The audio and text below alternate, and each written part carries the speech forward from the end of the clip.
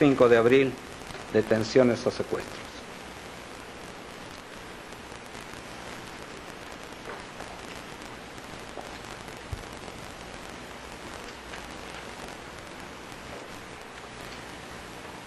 Señor Presidente, con respecto al 5 de abril de 1992 y a esa medida de excepción con las que instauré el Gobierno de Emergencia y Reconstrucción Nacional, quiero empezar resaltando un factor fundamental y determinante: la realidad que vivía el Perú.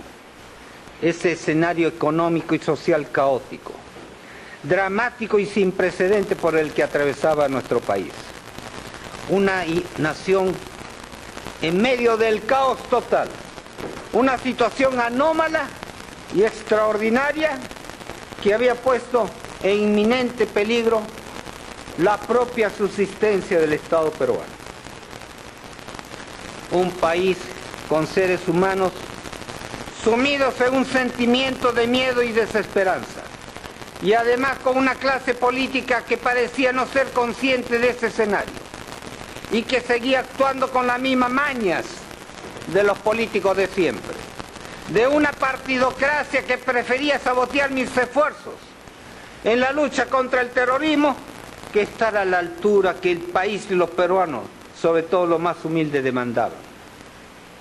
En la circunstancia política de inicio del año 92, yo tenía dos caminos: o dejaba que siguiera su curso la inminente conspiración política que había decidido de ponerme como presidente, o me adelantaba a esa conspiración que se tramaba desde el Congreso, donde ya se había redactado la resolución que me deponía, promovida, si no por los partidos políticos tradicionales, fuertemente golpeados por mi triunfo electoral del 90. Personajes políticos de siempre no me podían perdonar esa medida que seguramente afectaban sus intereses particulares. Medidas con las que se identificaba la gran mayoría de peruanos que no tenían voz ni gozaban de privilegio. Esos peruanos a los que yo sí interpreté con esa medida del 5 de abril, que desde un inicio contaron con la aceptación mayoritaria del pueblo y de los más diversos sectores representativos de nuestra sociedad. Se trató de una medida legítima, legitimada precisamente porque recogía el clamor de una sociedad, clamor que ya se había convertido en una regla social que cualquier gobierno que escuchara al pueblo no podía soslayar. Pero los políticos distanciados del pueblo no cesaban de oponerse y de sabotear la medida contra el terrorismo propuesta por mi gobierno. Frente a esta actitud de obstaculizar, frente al acecho que venía desde varios flancos y que perjudicaba a todo el país, en el ejercicio de mi cargo legítimamente otorgada por el pueblo y pensando en el futuro del Perú como nación, es que tomo la difícil pero impostergable decisión de disolver el Congreso, así como otras medidas complementarias con el objetivo de emprender las reformas que le urgían al Perú. Medidas que había que tomar ya, con el ritmo expeditivo que la circunstancia nos imponía. Mi obligación era actuar antes que actuara el terror, al que ya teníamos en nuestras puertas. Tenía que ser ágil en dar una respuesta firme y eficaz ante el avance de los terroristas que ya estaban centralizándose en Lima. Fue una medida de excepción y de emergencia, reitero, pero una medida imprescindible para seguir con la pacificación del país y poder luego emprender la reforma necesaria.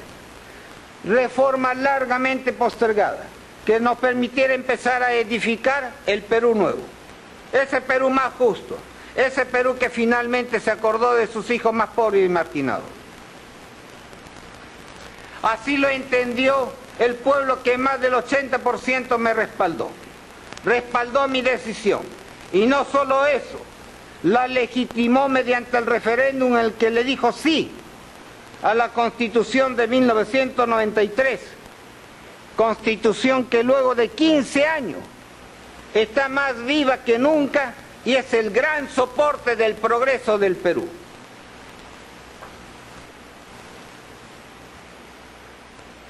Señor presidente, señores vocales, esta medida singular, contrariamente a lo que afirmó el fiscal, no fue para la supuesta consolidación de un aparato de poder paralelo y con el que yo habría pretendido conseguir el control total y absoluto de todas y cada una de las instituciones del Estado.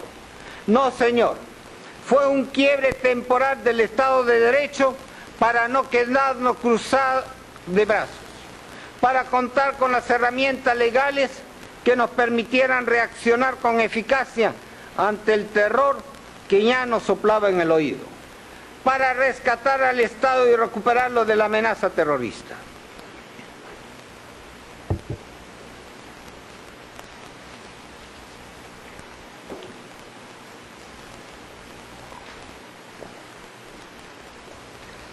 En este contexto político y social tan complejo y grave, este temporal quiebre del Estado de Derecho fue legitimado por la propia Organización de Estados Americanos en Bahamas, en donde al mes siguiente personalmente expuse las razones de estas medidas y anuncié la convocatoria de elecciones para noviembre de ese mismo año.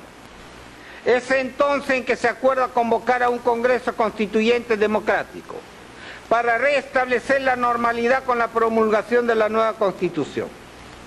Congreso mediante el cual el pueblo, volcando mayoritariamente su voto hacia el fujimorismo, me legitima como su gobernante de derecho, no como el gobernante de facto que nunca fui.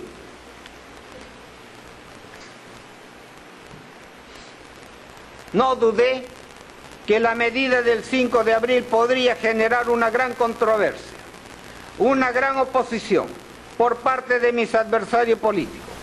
Pero para mí, en ese contexto, hubiera sido un pecado mortal frente a la historia el permanecer impasible. Es cierto, me aparté del accionar tradicional, pero no para dar un salto al vacío, sino para dar un paso clave en la pacificación del país, que como lo demostró el tiempo, fue un salto hacia el futuro. En esos días turbulentos en los que fueron cimentando la base del Perú desarrollado de hoy. No es que el jaguar peruano, como hoy denominan los chilenos al Perú, haya nacido en el siglo XXI. Se gestó el 5 de abril de 1992. Sin ningún tipo de arrogancia, no creo equivocarme al reclamar esa autoría que además ya forma parte de la historia. Con la medida del 5 de abril no me equivoqué. Fue una decisión de la que tampoco me arrepiento. Una decisión que marcó el momento en que se salvó el Perú. Por ello, una vez agotadas todas las vías formales y políticamente correctas, tomé la decisión, la del llamado autogolpe del 5 de abril de 1992, decisión que en su momento y aún ahora, después de una persistente campaña en mi contra, cuenta con el respaldo de la gran mayoría de la población